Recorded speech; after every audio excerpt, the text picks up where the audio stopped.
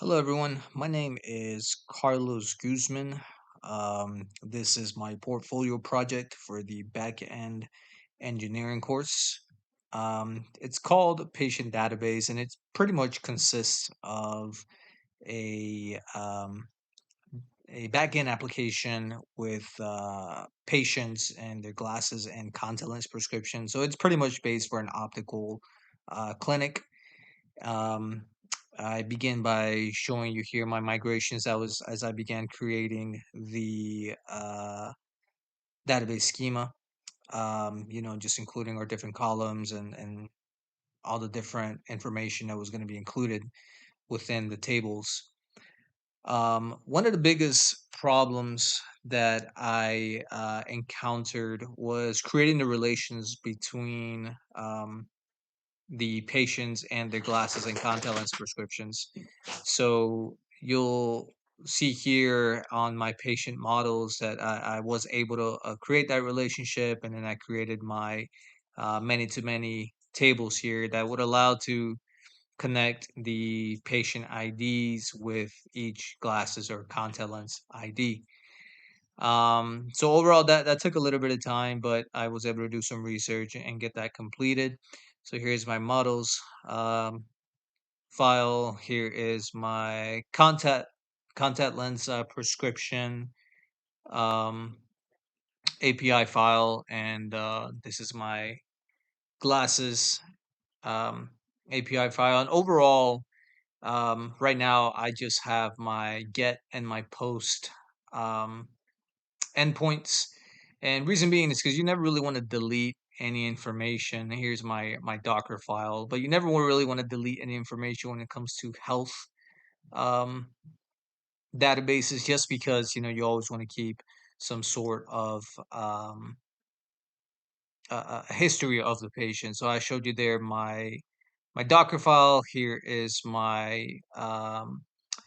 that's my database plug, and here we have our basic um, IO file, just showing you what it consisted of, and here's my README file. So I would like to show you now, just through Insomnia, our basic endpoints and their functionality, um, just based on once again the get and the post endpoints. Um, I always like to run my Flask application with the debug flag on, just because I like to see, everything that's kind of happening. Although here in Insomnia, it gives us a a nice little tool, always telling us if anything went wrong. But just to show you here that my get endpoint was functioning properly, I just have some random patients here. Some of them are duplicates just for testing purposes. And due to this, it's just more of a test database. I didn't mind having duplicates, but just to show you here, when we finish off a get point with an ID number, we're able to get that specific patient with their date of birth, their email, the name, and their phone number. Um, and if we ever want to post a new patient here, just to show you that it is functioning properly, we're gonna put a Jane Doe, change her date of birth, and possibly we may just keep the phone number, just once again, just for testing purposes. We'll keep it the same, and then we'll just change the email address to show you that that will update correctly. Um, Here we're going to create the new patient. So now her ID number is going to be 7. So if we go back and change that endpoint and include her ID number, here it's going to populate as Jane Doe and all her information. Here's all my testing glasses prescriptions, and same situation here. When I add an ID number at the end of the URL, I'm able to get that specific patient's prescription.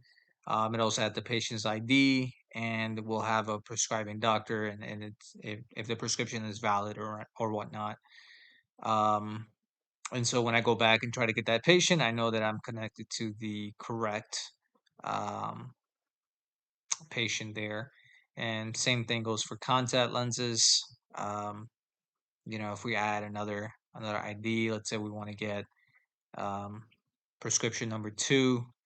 We'll get here the expiration date, the prescribing doctor, um, and then the patient ID. So if we go back and say, all right, who's patient number three? We're able to get that without any problems. Um, so overall, this is a very fun project.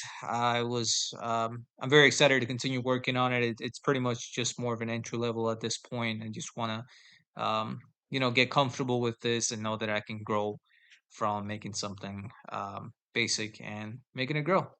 Thank you very much for your time.